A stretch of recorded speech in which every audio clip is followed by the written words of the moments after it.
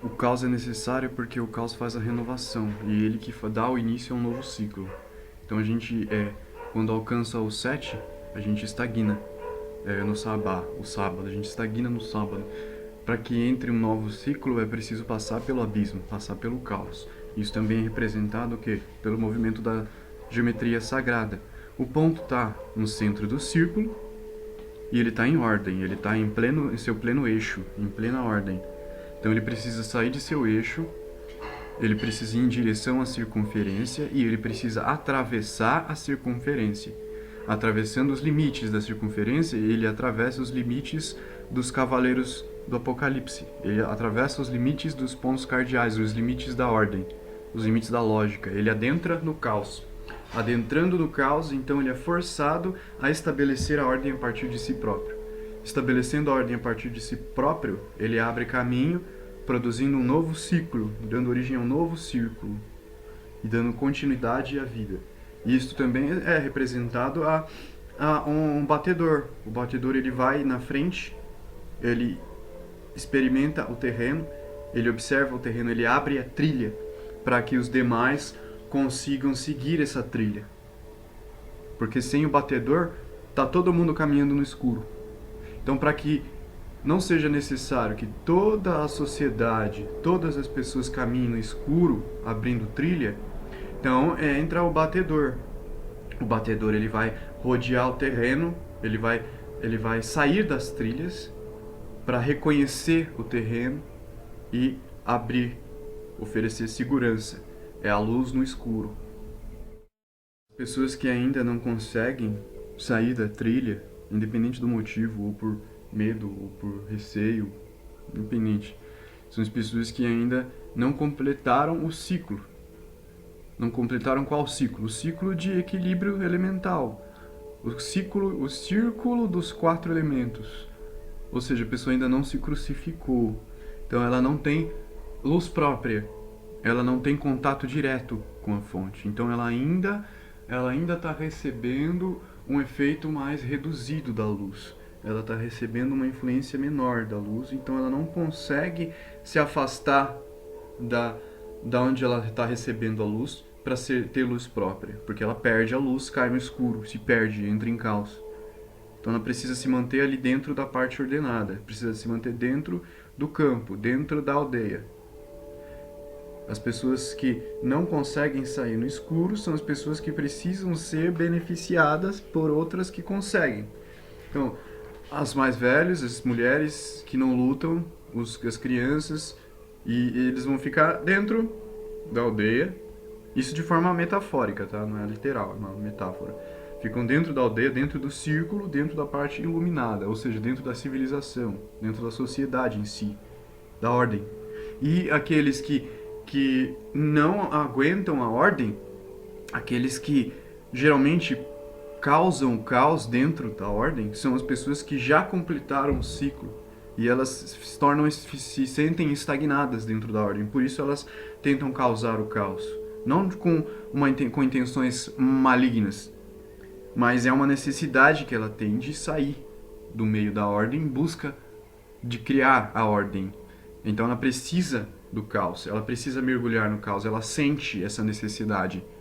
E quando ela entra no caos, ela recebe a influência do caos que vai trazer a necessidade de criar a ordem. Quando ela sente a necessidade de criar a ordem, ela cria.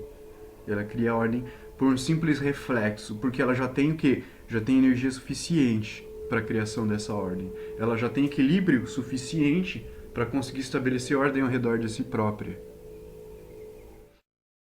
Isso acontece dentro das famílias. Um exemplo disso é o que acontece dentro das próprias famílias. Porque as famílias são habituadas a um sistema de vida, a um sistema dogmático, uma moral específica que está baseada nas experiências da família e também baseado nas experiências sociais que ela tem em meio à sociedade, em meio à comunidade, que tem relação à cultura. E aí o que acontece quando esse ciclo se completa, o caos tem que vir. O caos precisa vir para transformar, para dar origem a novas formas, a uma nova forma de cultura.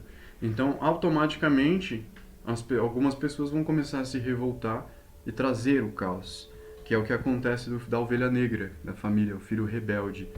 Mas aí o que acontece? A família não compreende isso e ela começa a segregar a ovelha negra. E aí ela acaba julgando aquela ovelha negra como a portadora do caos, quando na verdade ela é um instrumento que está sendo utilizado para trazer a ordem através do caos. Só que a família acaba rejeitando esse ponto de ordem, que se manifesta de uma forma aparentemente caótica. Então ela acaba condenando e rejeitando a própria atualização. E aí que ela se perde dentro dos dogmas, segregando, havendo a separação. E aí que há a quebra. A quebra da continuidade, a falta de harmonia entre os seres. Essa falta de harmonia começa a produzir as desavenças, os conflitos, as brigas, as guerras, o roubo, a violência, a ganância, a inveja, os ciúmes, o orgulho. Tudo isso surge a partir desse mesmo princípio, do mesmo mito do anjo rebelde que tenta buscar a liberdade e é rejeitado. Então não existe o certo e o errado nessa questão. Na verdade, ambos estão certos e ambos estão errados. Porque ambos estão errados a partir do momento em que estão desarmonizados, separados. Mas quando ambos se compreendem, ambos os lados se entendem e se harmonizam, então a ordem surge. E aquilo que era mal é compreendido e deixa de ser mal. É a mesma mitologia de Prometeu. Prometeu que desobedece os deuses, desobedece Zeus, para levar o fogo para a humanidade. Porque quando a humanidade se cristaliza na sociedade, nos dogmas, nas crenças, nas leis, então é preciso que esse fogo de transformação, que vai além do devir, venha. Esse fogo é o fogo de Prometeu. É o fogo que Prometeu traz. E ele é condenado. Por quê? Porque ele representa Sete. Ele representa a criança rebelde que se afasta da ordem social em busca de novidades, para trazer o fogo, que é a novidade que transforma, que dá origem ao novo.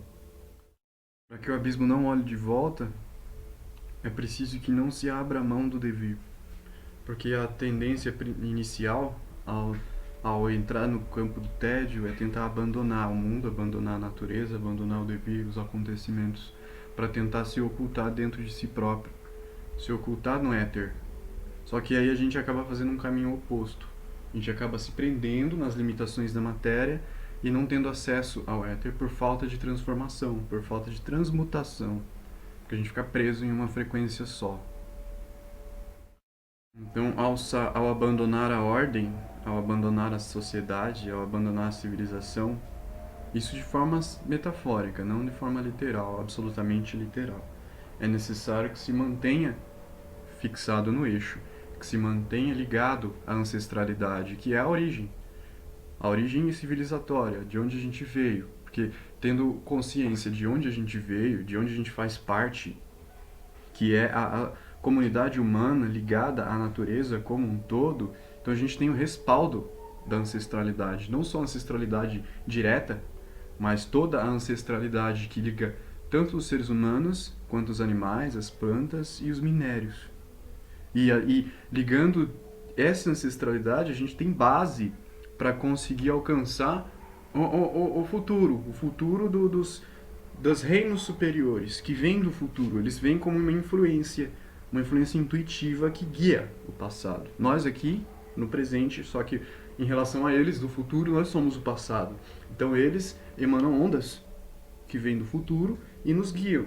Essas ondas, elas nos direcionam através da intuição. Só que para que haja essa intuição, é necessário essa ligação à ancestralidade, ligação à origem, ligação ao todo. Ao invés de sair como uma fuga, de sair fugido, em busca de uma escapatória, não, a gente vai sair em espírito e vai permanecer, assim como Jonas. Jonas tentou fugir, mas ele foi engolido pelo peixe. Isso também é metafórico, porque ele precisava sair em espírito para que ele conseguisse trazer a ordem de dentro para fora, através da pregação, oferecendo a salvação. Aí entra a questão da responsabilidade, que quando a gente alcança o 7º nível, a gente acaba tentando fugir, porque a gente sente a pressão.